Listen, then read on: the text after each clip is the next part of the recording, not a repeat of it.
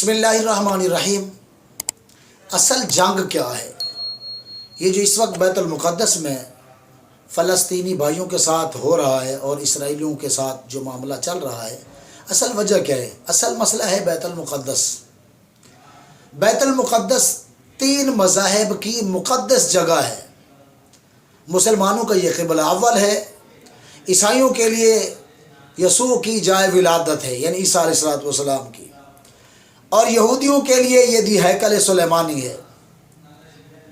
तो आप अंदाज़ा करें कि ये तीनों मज़ाहिब के लिए एक मुक़द्दस और मोहतरम एहतराम वाली जगह है। मुसलमान इस मकाम की, इस जगह की ज़ियारत को, वहाँ नवाफिल को अपने लिए बहुत बड़ी सआदत समझते हैं।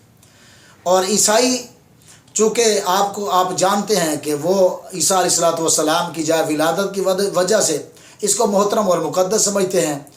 और हज़रत इब्राहीम अलैहिस्सलाम के एक बेटे का नाम था इस्माइल, एक का नाम था इसहाक, और उन इसहाक अलैहिस्सलाम की जो औलाद चली है वो उनमें कहते हैं 70,000 अम्बिया कराम अलैहिस्सलाम आए। याकूब के 12 बेटे थे, 12 बेटों में जो है वो एक बेटे का नाम यहूदा था।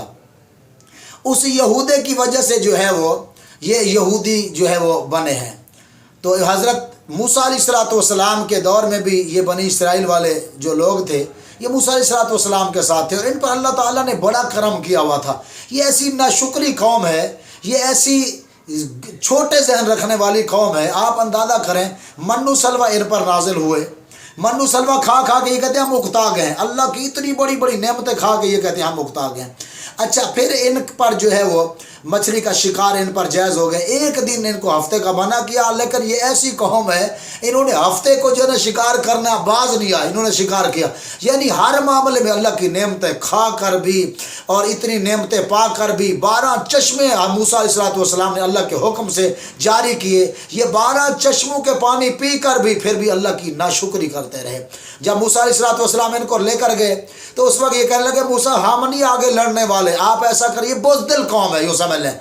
मुसलमान आज जो है ना, अगर हिम्मत पकड़ ले, मुसलमान इनके सामने जिहाद की हकीकत को समझ कर डट के खड़ा हो जाए तो इनके अंदर इतना दमख़म नहीं है ये मुसलमानों के सामने खड़े हो सकें। तो ये बड़ी बुज़दिल कौम है। मूसा अलैहिस्सलाम से कहने लगी कि मूसा आगे आप जाकर लड़े, आपका रब जाकर लड़े, हम आगे नहीं जा सकते, हम नहीं मरना चाहते। तो ये ऐसी बुज़दिल कौम है। जिहाद के ज़ेवर से अल्लाह ने मुसलमान को रास्ता किया है, मुसलमान को अल्लाह ने बड़ी इज्जत दी है। अल्लाह की कसम उठा के कह रहा हूँ मैं बहैसियत मुसलमान, मैं ये कह रहा हूँ कि मुसलमान ये जो कुछ अरसा गुजरा है ना पाकिस्तान की सरजमीन पर, जिसके अंदर हम चूँकि पाकिस्तानी हैं, इसके अंदर जिहाद के मामलात को जो है वो बदनाम किया गया है, जिहाद को फसाद कहा गया है, माज़अल्लाह मुआफ़ फरमाए। बहरहाल ये है कि मुसलमान जिहाद को इतना पसंद करता है, कहते हैं जैसे काफिर ज़िंदगी को पसंद करते हैं इस तरह मोमिन शहादत को पसंद करता है।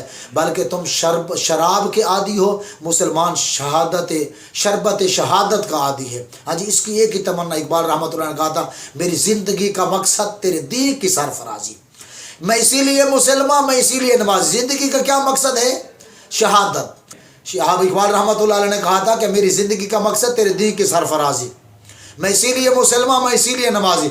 और एक बार इकबाल ने यह कहा था, मेरी ज़िंदगी का मकसद क्या है, हकीकत क्या है, शहादत है। मतलूब मकसूद मोमिन, ना माल गनीमत ना किश्वर खुशाई। माल भी नहीं चाहिए, दौलत भी नहीं चाहिए, ओहदा इक़्तिदार नहीं चाहिए। किस चीज़ की तलब है? किस चीज़ की तलब है? कहा शहादत की तलब है, शहादत की तलब है। तो मामला ये है कि हर एक के लिए, यानी ईसाइयों के लिए भी, यहूदियों के लिए भी, मुसलमानों के लिए ये जगह जो बैतुल मुक़द्दस ये मोहतरम है, ये एहतराम वाली है। लेकिन अल्लाह तबारक व तआला ने हमेशा मुसलमानों को जिहाद के ज़रिए ही इज़्ज़त दी है।